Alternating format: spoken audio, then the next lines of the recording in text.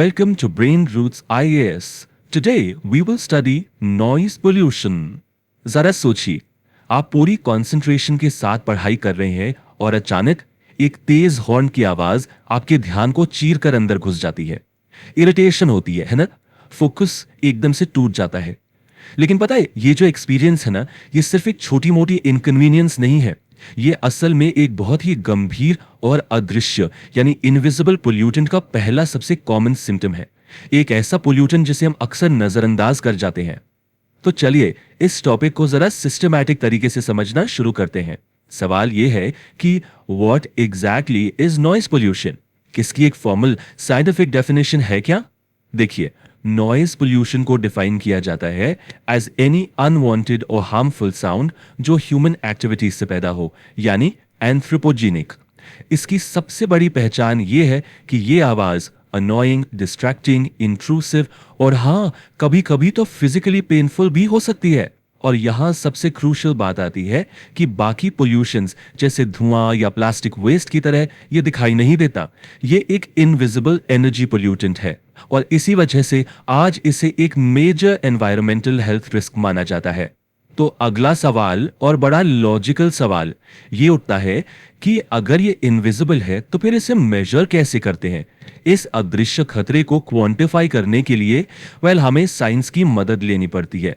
Sound की intensity को नापने के लिए जो स्टैंडर्ड यूनिट है उसे कहते हैं डेसिबल, जिसे हम डीबी लिखते हैं। और यहां एक बात पे बहुत ज्यादा ध्यान देना है, ये कोई सीधा साधा 1 2 3 जैसा लीनियर स्केल नहीं है। नहीं, it operates on a logarithmic scale. और ये इतना इंपॉर्टेंट इसीलिए है क्योंकि ये स्केल हमारे कान जिस तरह से आवाज को सुनते हैं ना, उसको मिमिक करता है। अब इस टेबल को जरा ध्यान से देखिए, इससे आपको लॉगरिथमिक स्केल का असली मतलब समझ आएगा। देखिए, जब साउंड की फिजिकल इंटेंसिटी 10 गुना बढ़ती है ना, तो हमारे कान उसे सिर्फ डबल लाउड महसूस करते हैं। सिर्फ 10 डेसिबल का इंक्रीज। और सोचिए, 20 डीबी का इंक्रीज जो असल में 100 गुना ज्यादा एनर्जी है, हमें सिर्फ 4 गुना ज्यादा लाउड लगता है। ये एक एक्सपोनेंशियल बीस्ट है सच में। इसीलिए डेसिबल लेवल में छोटा सा बदलाव भी हमें सुनाई देने वाली आवाज में जमीन आसमान का फर्क ले आता है। और यहां से हम एक बहुत ही क्रिटिकल नंबर पर आते हैं, 75 डेसिबल्स। वर्ल्ड हेल्थ ऑर्गेनाइजेशन के हिसाब से अगर आप 75 डेसिबल से ऊपर की आवाज में लगातार फॉर प्रोलॉन्ग्ड पीरियड, जैसे कि दिन में 8 घंटे रहते हैं, तो ये नॉइज इंड्यूस्ड हियरिंग लॉस यानी परमानेंट सुनने की शक्ति को नुकसान पहुंचा सकता है। और ये कोई अंदाजा नहीं है, ये एक मेडिकली एस्टैब्लिश्ड फैक्ट है। इस नंबर के बाद शोर सिर्फ एक परेशानी नहीं, बल्कि एक डायरेक्ट फिजिकल खतरा बन जाता है। तो सवाल ये है, ये शोर ये आता कहां से है? इसके मेजर सोर्सेज में सबसे पहले ट्रांसपोर्टेशन, खास तौर पर रोड ट्रैफिक, जो इंडिया जैसे देशों में शहरों में नॉइस का सबसे बड़ा और लगातार आने वाला सोर्स बन गया है। इसके अलावा इंडस्ट्रियल मशीनरी है, कंस्ट्रक्शन एक्टिविटीज हैं, सोशल इवेंट्स में यूज होने वाले लाउड स्पीकर्स और यहां तक कि हमारे घर के अप्लायंसेस भी। ये सब मिलकर एम्बियंट नॉइज लेवल को बढ़ाते रहते हैं। तो इस बढ़ते हुए खतरे से निपटने के लिए इंडिया ने एक प्रॉपर लीगल फ्रेमवर्क तैयार किया है। ये पूरा फ्रेमवर्क गवर्न होता है the noise pollution regulation and control rules 2000 के तहत। और ये रूल्स बनाए गए हैं इन्वायरमेंट प्रोटेक्शन एक्ट 1986 के अंडर। चलिए इसके कुछ की प्रोविजंस को देखते हैं। तो सरकारी नियम शहरों को बेसिकली 4 जोन्स में डिवाइड करते हैं, इंडस्ट्रियल, कमर्शियल, रेजिडेंशियल और साइलेंट जोन्स। अब आप इस टेबल में देख सकते हैं कि हर जोन के लिए दिन और रात दोनों के लिए अलग अलग डेसिबल लिमिट्स फिक्स किए गए हैं। और आप नोटिस करेंगे कि रात की लिमिट्स हमेशा कम है। ऐसा क्यों?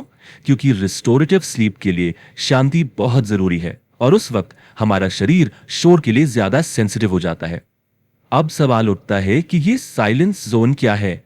ये हॉस्पिटल्स, एजुकेशनल इंस्टीट्यूशंस, कोर्ट्स, ऐसी जगहों के चारों तरफ कम से कम 100 मीटर का एरिया होता है जहां सबसे सख्त नॉइज रेगुलेशंस लागू होते हैं।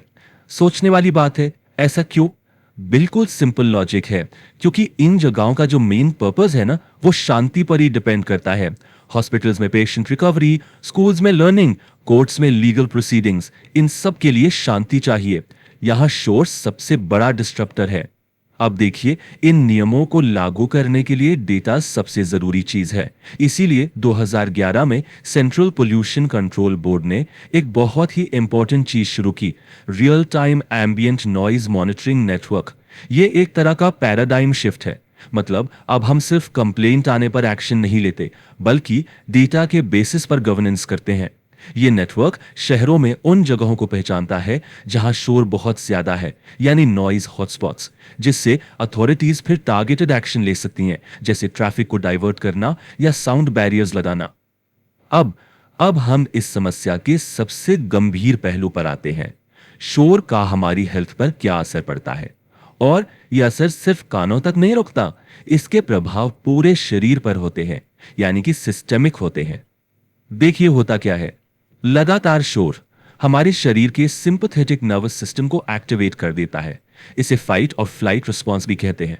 इससे क्या होता है? स्ट्रेस हार्मोन्स जैसे कोर्टिसोल और एड्रेनलिन रिलीज होने लगते हैं, जिसके कारण हमारा ब्लड प्रेशर और हार्ट रेट दोनों बढ़ जाते हैं।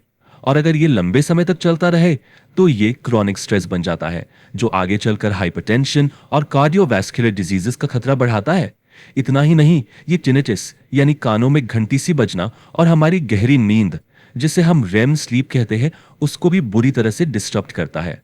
और पिछले पॉइंट का बिल्कुल सीधा नतीजा यहां दिखता है। जब गहरी नींद पूरी नहीं होगी और दिमाग को लगातार शोर को फिल्टर आउट करने के लिए एक्स्ट्रा मेहनत करनी पड़ेगी, तो इसका असर सीधा हमारी कॉग्निटिव परफॉर्मेंस पर पड़ेगा। Concentration, memory, problem solving abilities, ये सब धीरे धीरे डिग्रेड होने लगती हैं। नतीजा, काम की एक्यूरेसी और प्रोडक्टिविटी दोनों ही गिर जाती हैं। और अब एक ऐसा इंपैक्ट जो शायद आपको हैरान कर दे। शोर का असर सिर्फ जिंदा चीजों पर ही नहीं होता, बल्कि नॉन लिविंग स्ट्रक्चर्स पर भी हो सकता है। क्योंकि साउंड आखिरकार है क्या? एक मैकेनिकल एनर्जी वेव है। बहुत high intensity and low frequency sound, जिसे इंफ्रासाउंड कहते हैं, वो बिल्डिंग्स में रेजोनेंस पैदा कर सकता है। इससे मटेरियल में स्ट्रक्चरल फटीग आ सकती है और एक्सट्रीम केसेस में ये उनके कोलैप्स का एक कारण भी बन सकता है। सोच के देखिए, तो इस इनविजिबल दुश्मन से लड़ने के लिए स्ट्रैटेजी क्या है?